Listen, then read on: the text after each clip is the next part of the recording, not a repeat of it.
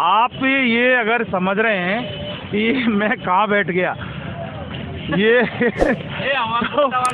ये नहीं ऊँचा नहीं करना, जो है वो है। ये शहीद स्मारक पर हम बैठे हैं और शहीद स्मारक पे इसको एक कोटा हाउस बना दिया है कि यहाँ कोटा से जो बेरोजगार हैं, युवा मित्र हैं, वो यहाँ बैठते, हालांकि सब बैठते हैं, ऐसा हाउस वाउस की कोई बात नहीं है। ये हमारे साथ एक बार ये पहले दिखा दें, देखो ये तो वो दिव्यांग है संगीता मीणा, और कल हमने इनसे बात की थी।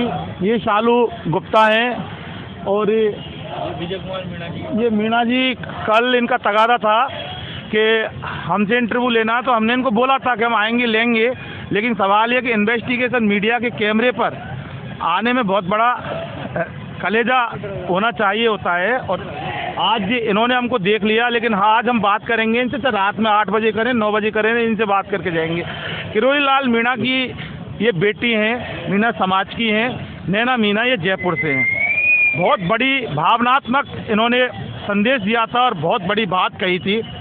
और जो बात ये कही थी कि किरोड़ी लाल मीणा के लिए इन्होंने क्या कुछ ऐसे जतन नहीं किए, और समाज के नाते और सिस्टम के नाते, और उनको अपना एक बहुत बड़ा नेता यानी कि मसीहा भगवान तक ये लोग मानते हैं। और किरोड़ी लाल मीणा जब भी कांग्रेस की सरकार थी तो बड़े बड़े जतन करते थे, भ्रष्टाचार, बेरोजगार और बेरोजगारों की ज़्यादा बात करते थे, तो उनका इन्होंने एक तरह से काफ़ी कुछ बोला। और आज एक यहाँ और युवा मित्र हैं, वो तो अपने आप को आरएसएस का संगठन का ही पदाधिकारी बता रहे हैं 2 साल से। वसुंधरा राजे के साथ फोटो भी उन्होंने दिखाया, हमने चलाया। रामचंद्र नायक, हम लोग हैं तो हम कांग्रेस के नहीं हैं, हम बीजेपी के ही हैं। हम लोगों ने बीजेपी के लिए कार्य किया है, पहले भी किया है और हम अभी भी करना चाहते हैं, पर बीजेपी इस बात को मान रही नहीं है। भजनलाल सरकार इस बात को मानती ही नहीं है कि हम बीजेपी के हैं। वो तो हमको एक कांग्रेस का ठप्पा देकर और हमको हटाने का कार्य लगाकर। बहुत बड़ा आज मैं एक ऐसा सवाल करूँगा जिसकी आपने कल्पना नहीं की होगी। हाँ जी। इस सिर्फ कार्यकर्ता होने से इतना बड़ा तकलीफ इस सरकार को होती है कि कांग्रेस के कार्यकर्ता हैं, तो क्या कांग्रेस के कार्यकर्ता को रोटी नहीं खिला सकती सरकार? क्या कांग्रेस के कार्यकर्ता यहाँ के नागरिक नहीं होते? और दूसरी बात, ये जो सरकार में बैठे जो बड़े बड़े लेवल के जो एमएलए एमपी, तो कांग्रेस छोड़ बीजेपी चले, बीजेपी छोड़ बसपा चले, समझ रहे हो ना?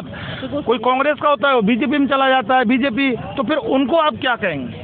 सर ये बात आप जो बोल रहे हो बिल्कुल सही बात है। जब एक मंत्री विधायक होते हैं, वो लोग अपनी सरकार चेंज कर लेते हैं, किसी न किसी आरएस वाले हैं जो कांग्रेस में आ जाते हैं, बीजेपी में चले जाते हैं। अभी जो हमारे मुख्यमंत्री जी हैं वो कौन से बीजेपी के थे? वो भी आरएसएस में ज्वाइन व्यक्ति रहे। नहीं, आरएसएस और बीजेपी तो चलो एक हो गया, कांग्रेस का बीजेपी में चला गया, बीजेपी का उसमें चला गया, वो वहाँ चला गया, तो इनको क्या कहेंगे आप? सर बीजेपी वाले भी कांग्रेस में आते हैं तो कांग्रेस वाले भी बीजेपी में जाते हैं, पर हम जो गरीब जनता है, एक कार्यकर्ता के रूप में है, एक आम जनता है, उसको वो लोग पता नहीं क्यों नहीं लेना चाहते हैं। जब नेता को वो लोग शामिल कर सकते हैं तो हम लोगों को क्यों शामिल नहीं कर सकते? उनके ऊपर ठप्पा नहीं लगाते, ठप्पा लगाएंगे बेरोजगारों को। वो हम बेरोजगारों पे लगाएंगे ठप्पा।